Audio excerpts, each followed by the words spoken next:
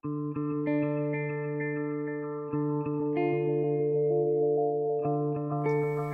guys, welcome to day 13. Today we're going to talk about something really good because every time I get in a conversation with a worship leader, this topic almost always comes up. And it is the topic of our conversation with the crowd. What is it that I'm supposed to say to the crowd, or am I just supposed to keep my mouth shut?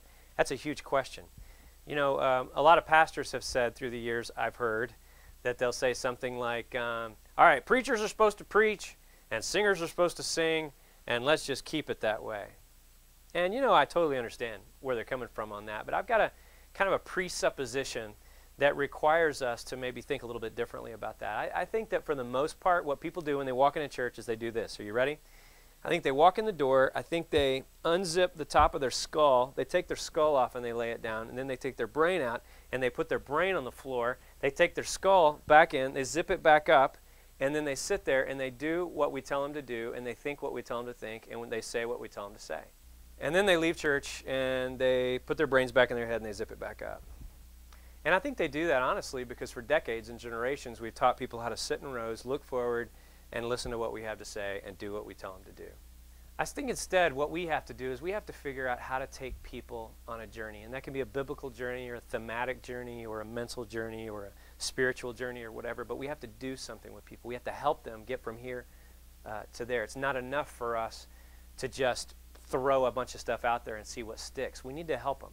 A few years ago, I got to go to Egypt. I went to Cairo, Egypt. It was a great trip, man. And we get there on the day that we're supposed to go see the pyramids at Giza. We're driving down in this bus, and we're on the major roads, then the small road, then we're going through neighborhoods. And if you've ever been to Cairo or seen it, I mean, there's more millions of people there than I've ever seen in my life.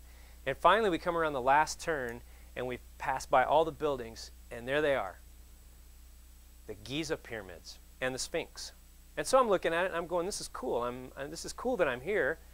I've seen these pictures on TV before, and so it's cool that I'm here, but it didn't really mean a whole lot to me. I was just kind of on the inside going, those are triangles and rocks, and that's what that is.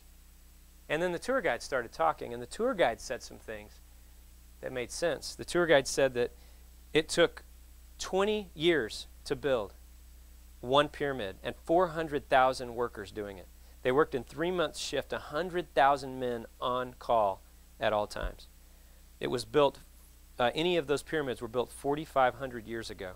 It took 800 tons of stone moved daily, every hour for 20 years.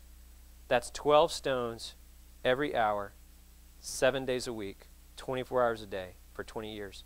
And the average stone weighed 780 pounds, and there's 2.3 million of them just in one pyramid. And the more that this tour guide talked, the more I was getting it, man. And I was just locked in, and I was going, yeah, pyramids, check it out. There's pyramids. I was telling people 400,000 men and 2.3 million stones and all this kind of stuff. And people around me are like, yeah, whatever, Austin, we heard the same thing. But for me, it locked in, and I understood it. And the experience meant something to me. And all of a sudden, I understood why it was important that I was there at the pyramids in Egypt. Now, why does that matter? What a silly story. It matters because we have to figure out how to be tour guides. We have to be tour guides for the people that come in because, you know, a lot of times they'll sing a song or listen to a lyric or watch a video or whatever, and they have a good experience. But I think a lot of times it's just stuff. It's just stuff going on. And what we need to become is tour guides that explain to them why it's important. You know, my tour guide on that day, she could have said something like, hey, that's a pyramid, and that's a Sphinx, and that's a building, and let's go get some hot dogs.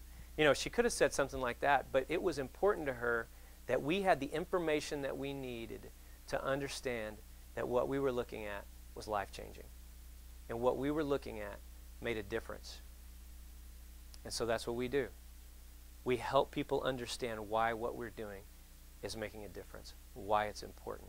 Hey guys, we're going to focus on being better tour guides. Have a great day, and I'll talk to you tomorrow. God bless you.